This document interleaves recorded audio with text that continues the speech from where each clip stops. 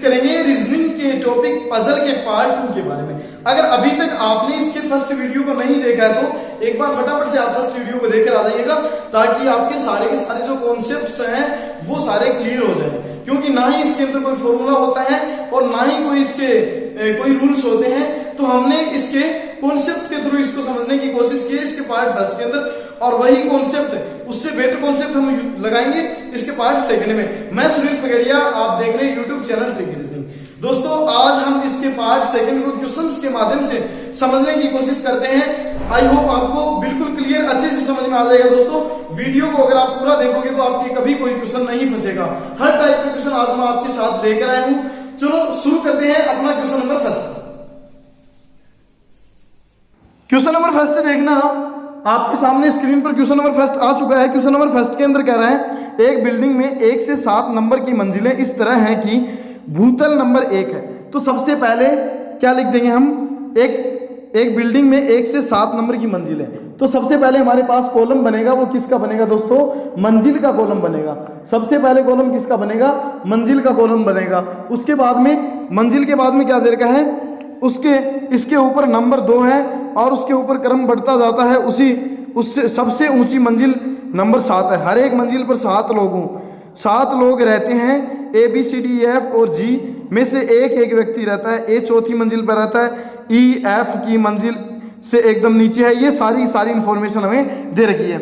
सबसे पहले कह रहा है ए बिल्डिंग में 7 मंजिलें। देखो तो मंजिलों के नाम लिख दो। सबसे पहले 1, ठीक है, और उसके बाद 2, 3, 4, 5, 6 एंड ये लास्ट मंजिल कौन सी है, 7th मंजिल। ठीक है, तो देखो ये मंजिल आ गई हमारी।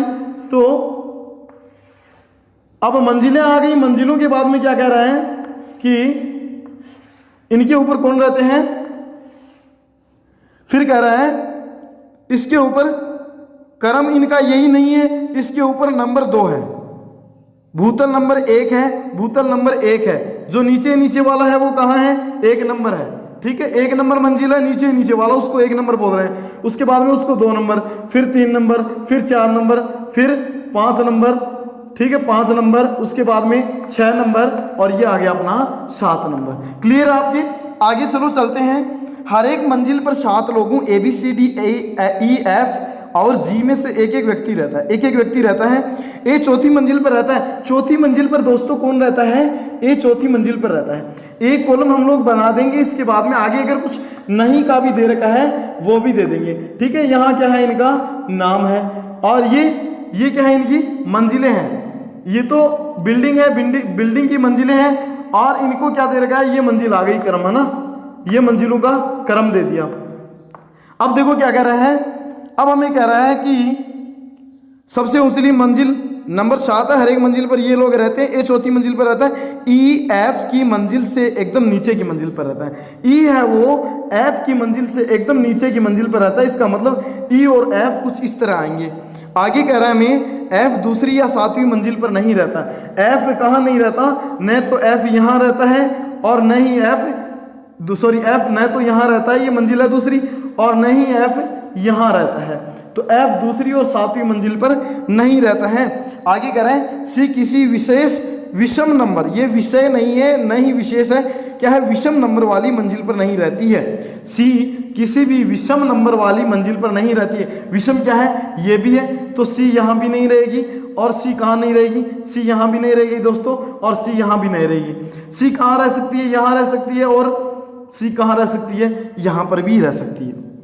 आगे में कह रहा है, तो एक बार हम लोग C को कहाँ रख देते हैं, यहाँ रख देते हैं। ठीक है, आगे में कह रहे हैं कि C की मंजिल के एकदम ऊपर या नीचे की मंजिल पर भी नहीं रहता है। C की मंजिल के न तो ऊपर भी रहता है, न ही B कहाँ रहता है, न यहाँ रहता है, B यहाँ नहीं रहता।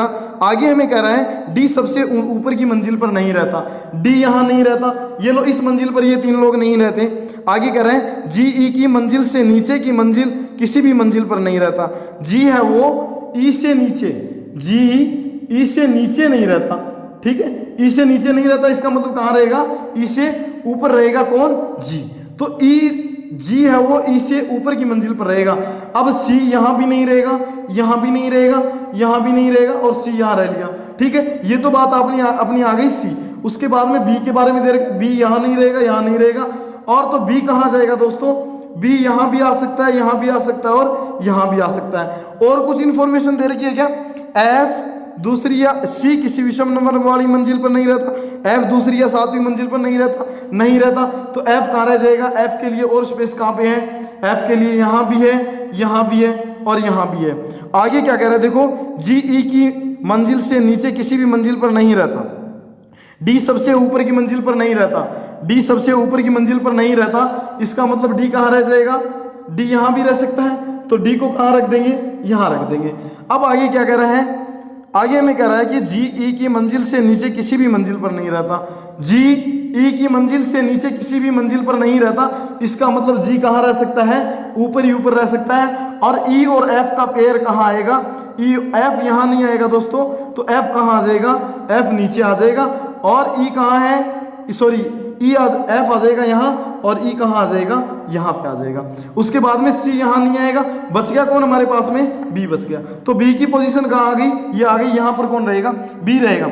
फिर से अगेन रिपीट कर देता हूँ, सी किसी विषम नंबर वाली मंजिल पर नहीं रहता, ए सबसे पहले स्टार्टिंग में दे रखा है, ए चौथी मंजिल पर रहता है, ए चौथी मंजिल पर रहता है, ई एफ की मंजिल से एकदम नीचे की मंजिल पर रहता है, ई एफ से नीचे की एकदम मंजिल नीचे की मंजिल पर रहता है, एफ दूसरी या सातवीं मंजिल पर नहीं रहता है, एफ दूसरी या सातवीं मंजिल पर नहीं रहता, इसका मतलब कहाँ रहता है, तीसरी पे। सी किसी विषम नंबर वाली मंजिल पर नहीं रहती है, सी किसी विषम नंबर वाली मंजिल पर नहीं रहती है, मतलब इन जगह पे नहीं रहती है सी, तो सी कहाँ आ गई, सम वाली पे आ गई, या सी 2 पे आएगी, सॉरी 6 पे आएगी, या कहाँ आएगी, 4 पे आएगी। तो 4 पे तो ऑलरेडी आ चुकी थी, तो हमने कहाँ रख दिया, सी को 6 पे रख दिया।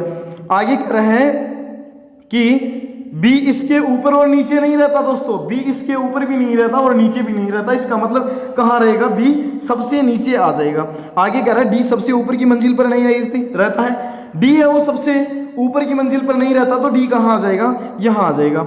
आगे हमें सबसे पहले क्वेश्चन नंबर फर्स्ट में दे रखा दोस्तों, क्वेश्चन नंबर फर्स्ट समझो जरा, क्वेश्चन नंबर फर्स्ट में कह रहा है सबसे ऊपर की मंजिल पर कौन रहता है, आपके सामने बिल्कुल क्लियर दिख रहा है कि सबसे ऊपर की मंजिल पर कौन रहता है, जी रहता है, ठीक है। उसके बाद में आगे कह रहा है ऑप्शन नंबर क्या आ गया, 4 आ गया।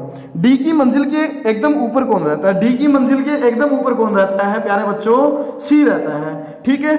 उसके बाद में आगे कह रहा है निम्नलिखित में से 5 में से 4 किसी एक प्रकार समान है, इसलिए उनका एक समूह बनता है, वह एक कौन सा है जो एक समूह में नहीं आता। देखो सबसे पहले एफ है वो किस में रहता है, विषम में रहता है, ठीक है। डी है वो किस में रहता है, विषम में रहता है। बी है वो किस में रहता है, विषम मंजिल में रहता है। उसके बाद में जी है वो भी कहाँ रहता है, विषम मंजिल में रहता है, लेकिन ये जो सी है ये कहाँ रहता है, सम मंजिल पे रहता है, ठीक है। क्लियर है क्वेश्चन, या आप लोग ऐसे ही बोल सकते हो, हमें बाकायदा क्वेश्चन के अंदर दे रखा है कि सी के बारे में दे रखा है रहती है, इसका मतलब ये क्या है, फीमेल रिलेटेड है। क्लियर है, चलिए चलते हैं दोस्तों नेक्स्ट क्वेश्चन की ओर। तो नेक्स्ट क्वेश्चन क्या है आपका, नेक्स्ट क्वेश्चन में देखो क्या कह रहा है, बहुत सिंपल क्वेश्चन है, क्वेश्चन सारे इजी हैं, बस आपको इनके कॉन्सेप्ट्स को समझना होगा, बस रीअरेंज करना है आपको, एक अरेंजमेंट दे रखा है उसको रीअरेंज करना है। ए बी सी डी और ई 5 व्यक्तियों में एक समूह में बी और सी गणित और भूगोल में विद्यमान है।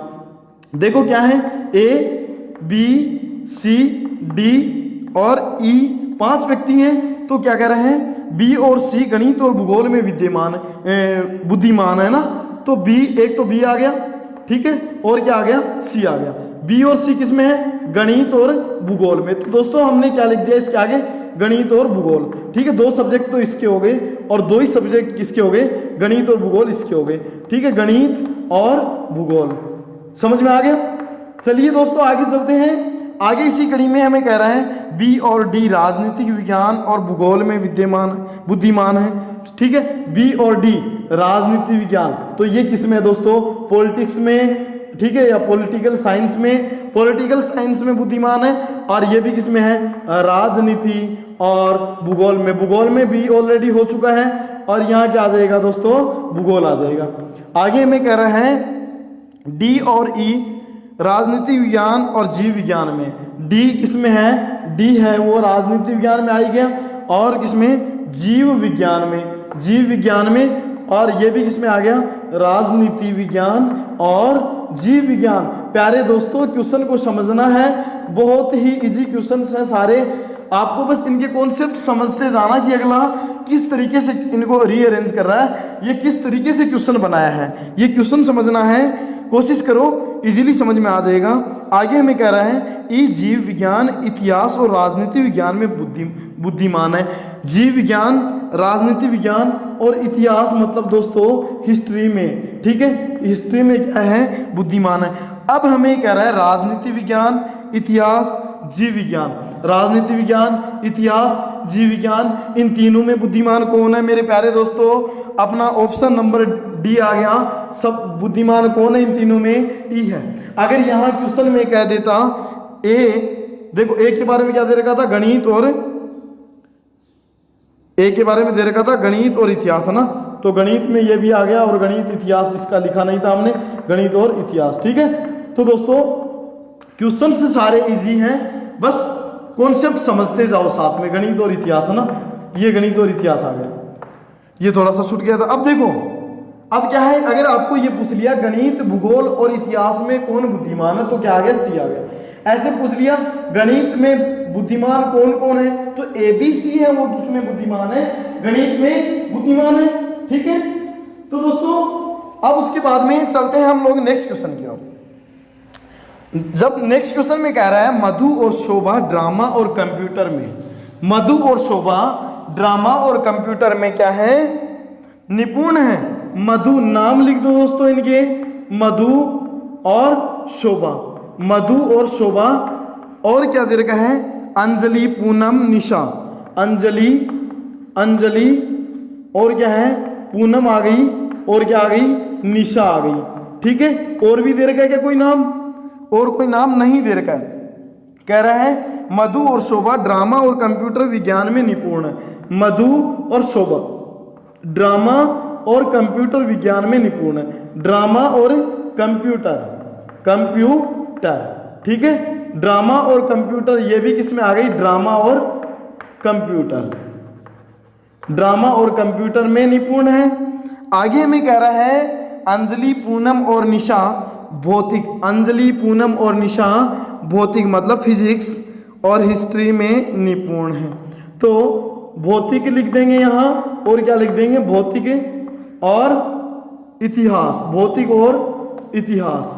अब यहाँ भी नीचे आ जाएगा भौतिक और इतिहास, तो भौतिक और क्या लिख देंगे, इतिहास।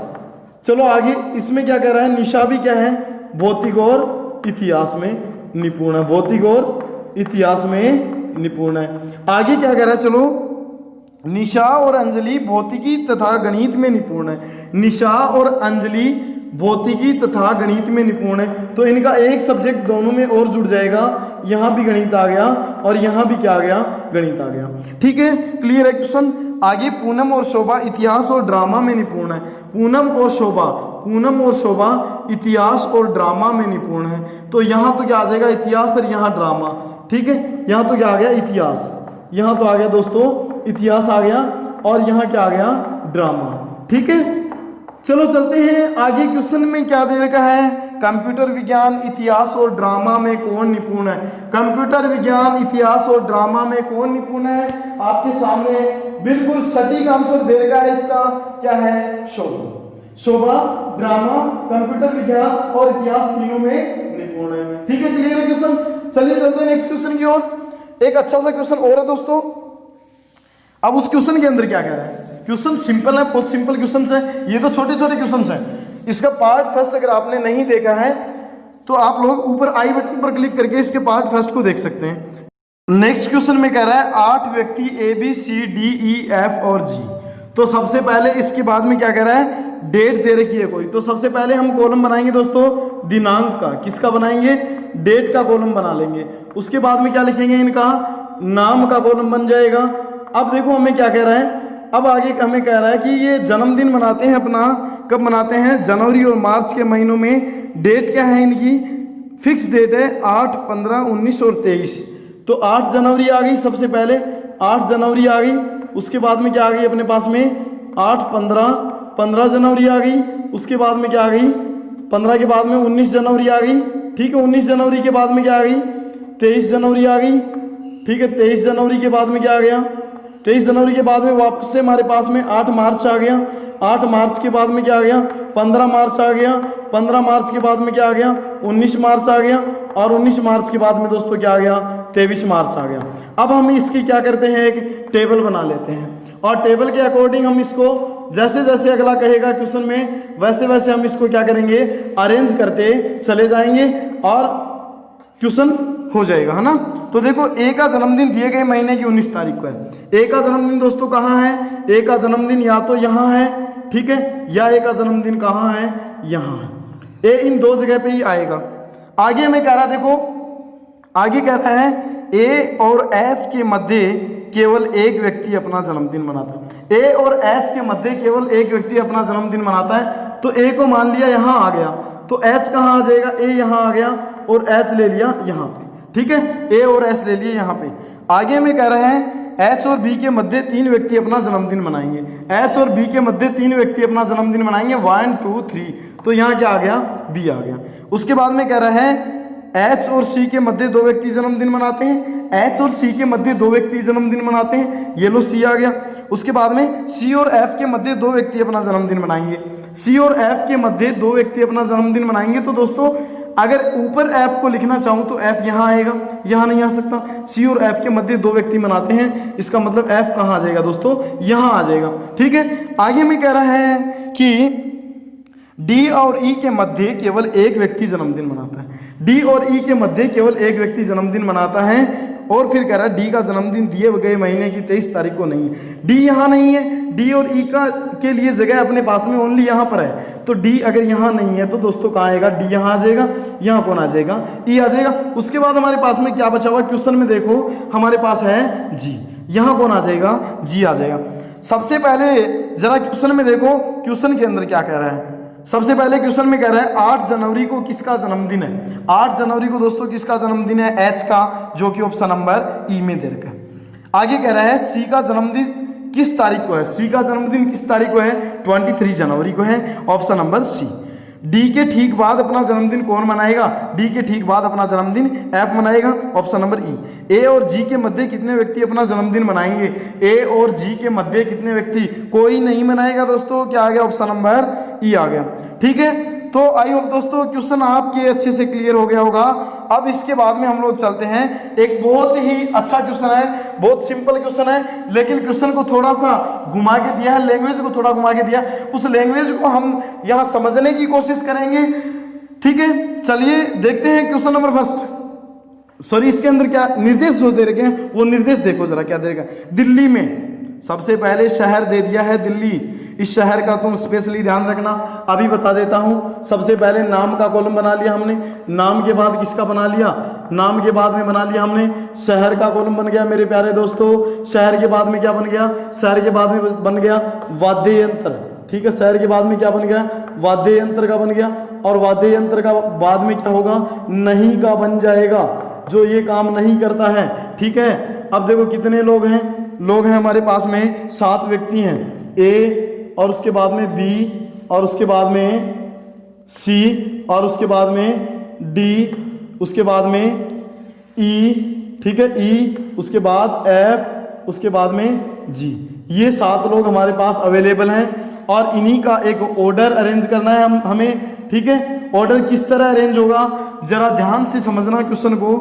क्वेश्चन में कह रहा है सी बिहार से है, सबके वाद्य यंत्र अलग अलग हैं, सबका पेशा अलग अलग है, ठीक है। पेशा दे रखा है, नाम दे दिया, शहर दे दिया और एक पेशा दे दिया।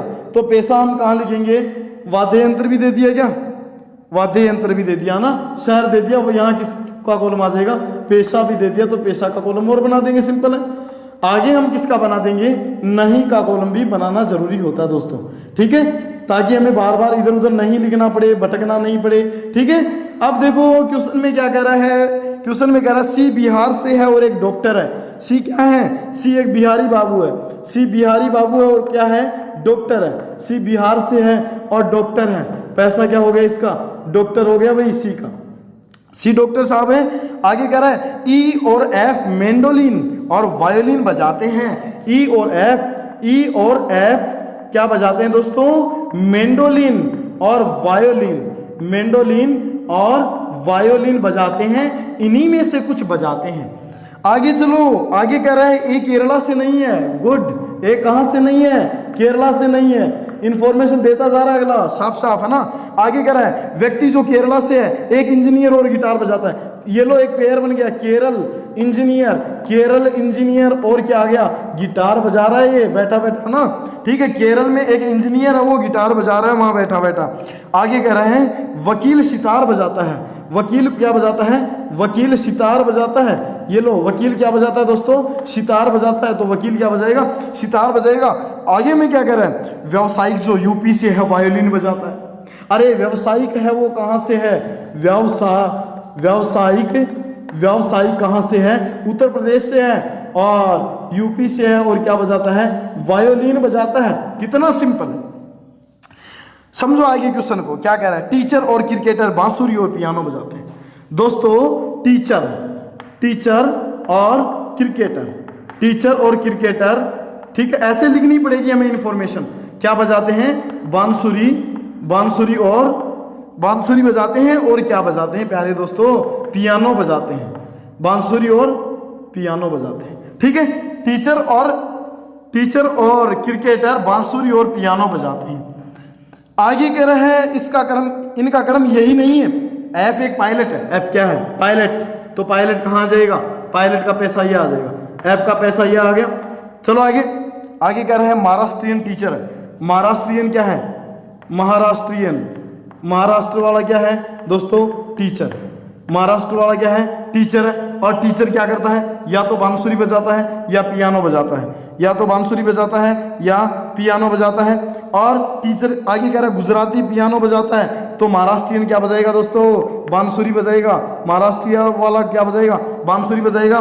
कह रहा है गुजराती पियानो बजाता है, तो पियानो वाला कौन आ गया यहाँ, गुजराती आ गया। पियानो वाला कौन आ गया, गुजराती आ गया, ठीक है। तो लिख दो गुजराती आ गया पियानो के लिए। आगे कह रहा है, आगे हमें कह रहा है जी पंजाबी है। जी क्या है, ये लो शहर और आ गया, साथ में फटाफट देते जा रहा है, जी का शहर आ गया पंजाबी। और पंजाबी के बाद कह रहा है ये सरोद नहीं बजाता, इसको सरोद तो बजाना ही नहीं आता, तो बजाएगा कहाँ से, ठीक है। और बी एक क्रिकेटर है, ये लो बी क्या आ गया, क्रिकेटर आ गया। बी का पैसा भी दे दिया भाई, क्रिकेटर, बी का पैसा क्या दे दिया, क्रिकेटर दे दिया। अब क्रिकेटर से देखो, क्रिकेटर कहाँ पर है हमारे पास में, क्रिकेटर कहाँ दे रखा है इनमें, क्रिकेटर ये रहा। क्रिकेटर क्या करता है, क्रिकेटर देखो, क्रिकेटर क्या करता है, या तो ऊपर दे रखा है इसके बारे में कुछ, एक टीचर और क्रिकेटर बांसुरी और पियानो बजाते हैं, बांसुरी और पियानो बजाते हैं। पियानो कौन बजाएगा, क्रिकेटर बजाएगा। और क्रिकेटर बजाएगा तो क्रिकेटर कहाँ का है, गुजराती है, और पियानो बजाता है। क्रिकेटर गुजराती है, क्रिकेटर कहाँ का है, गुजराती है, और कहाँ का है, क्या बजाता है, पियानो। क्रिकेटर गुजराती है और पियानो बजाता है। कितना सिंपल क्वेश्चन है। आगे हमें कह रहा है ये अगर केरला से नहीं है तो इनमें से कोई केरला से हो सकता है। आगे कह रहा है देखो, केरला वाला इंजीनियर है और वो गिटार बजाता है, केरला वाला इंजीनियर है और वो गिटार बजाता है। डी और ई के बारे में कोई इन्फॉर्मेशन दी हुई है, ई और एफ मैंडोलिन और वायोलिन बजाते हैं, ई और एफ मैंडोलिन और वायोलिन बजाते हैं। ई क्या बजाता है, मैंडोलिन या वायोलिन, मैंडोलिन या वायोलिन बजाता है। अब क्या कह रहा था देखो, मैंडोलिन और वायोलिन बजाता है। फिर कह रहा है व्यावसायिक वायोलिन बजाता है, व्यावसायिक वायोलिन। और यूपी तो कौन बजाएगा, वायोलिन, ये बजाएगा वायोलिन, वायोलिन। और क्या है, व्यावसायिक, व्यावसायिक। और कहां से है, यूपी से है, कहां से है, यूपी से है। अब उसके बाद में क्या कह रहा था, वायोलिन और मैंडोलिन, तो ये क्या बजाएगा, मैंडोलिन बजाएगा, ठीक है। ये क्या बजा देगा, मैंडोलिन बजाएगा। फिर कह रहा है ये सरोद नहीं बजाता। अरे अगर ये सरोद नहीं बजाता तो क्या कह रहा है, बांसुरी महाराष्ट्र और टीचर, बांसुरी महाराष्ट्र और टीचर। एक कॉलम हमारे पास में ऐसा का ऐसा खाली मिलना चाहिए। केरल वाला इंजीनियर है और वो गिटार बजाता है, तो केरल इंजीनियर गिटार इसमें भी नहीं आएगा, ये केरल इंजीनियर गिटार इसमें भी नहीं आएगा, तो केरल इंजीनियर गिटार किस में आ जाएगा, यहाँ आ जाएगा। तो ये क्या हो गया, इंजीनियर हो गया। और क्या बजाएगा, गिटार बजाएगा। और कहाँ से है, केरल से है, कहाँ से है, केरल से है, ठीक है। ये केरल से हो गया। फिर देखो क्या कह रहा है, ये सरोद नहीं बजाता, ये सरोद नहीं बजाता तो सरोद दोस्तों कौन बजाएगा? ये बजा देगा, सरोद ये बजा देगा। और क्या ये सरोद बजा देगा या ये बजा दे? ये तो नहीं बजाएगा, ये बजा देगा। एक पेयर हमारे पास बचा हुआ है। पेयर क्या बचा हुआ है? पेयर है देखो, बांसुरी महाराष्ट्र टीचर, बांसुरी महाराष्ट्र टीचर, महाराष्ट्र पूरा का पूरा फिट यहां होगा, महाराष्ट्र बांसुरी और टीचर, महाराष्ट्र बांसुरी और टीचर, ये लो शिक्षक है, अध्यापक है, ठीक है। अब क्या बचा हुआ है? सरोद ये नहीं बजाता तो सरोद कौन बजाएगा? ये बजाएगा, सरोद बजाना ही पड़ेगा इसको, ये वरना क्या बजाएगा? आगे कह रहा है, आगे कुछ और दे रखे क्या कोई इंफॉर्मेशन? देखो वकील सितार बजाता है, सितार और वकील नहीं आया तो ये क्या हो जाएगा? ये सितार बजाएगा, सितार बजाएगा। और क्या है? वकील साहब नहीं है अपने, ये क्या हो गए? वकील हो गए। अब इसके बारे में कुछ भी इंफॉर्मेशन नहीं दी हुई है। प्यारे दोस्तों, यही हमारा क्वेश्चन फंसता है, यही क्वेश्चन फंसता है कि अगला क्वेश्चन के बारे में क्या करा है। सबसे पहले स्टार्टिंग के अंदर देखो ऊपरी को क्या करेगा। स्टार्टिंग में हमें दे रखा है कि दिल्ली में है 7 लोग। देखो दिल्ली में ABCDEF और G 7 व्यक्ति हैं, तो ये कहाँ आ गया? दिल्ली में। कितना सिंपल क्वेश्चन है, लेकिन ये यहां आके इसको घुमा दिया था क्वेश्चन को। सबसे पहले हमें क्वेश्चन में क्या कर रहा है? सबसे पहले इसका फर्स्ट क्वेश्चन देखो, ए किस राज्य से संबंधित है दोस्तों? ए महाराष्ट्र से संबंधित है। ऑप्शन नंबर सी। बी कौन सा वाद्य यंत्र बजाता है? बी कौन सा वाद्य यंत्र बजाता है? बी पियानो बजाता है, ऑप्शन नंबर बी।